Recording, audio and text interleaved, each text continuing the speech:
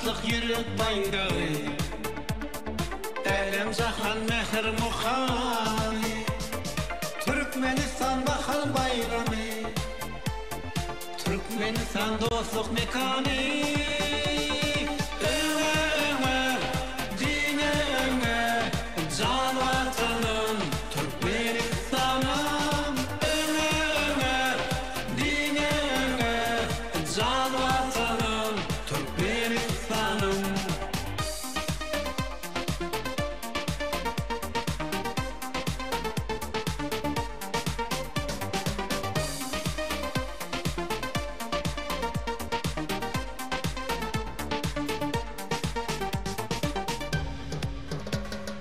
Azıveyem azap çağım var, Yalkım hasyan şamçılağım var.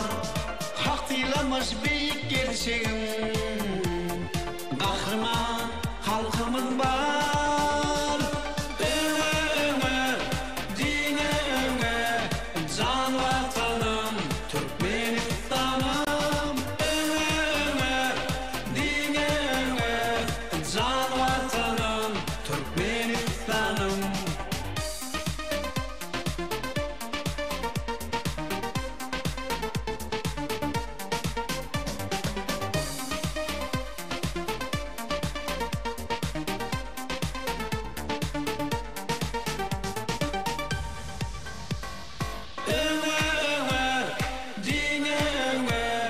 Can vatanım Türkmenistan'ım. Öne dine öne, can vatanım Türkmenistan'ım.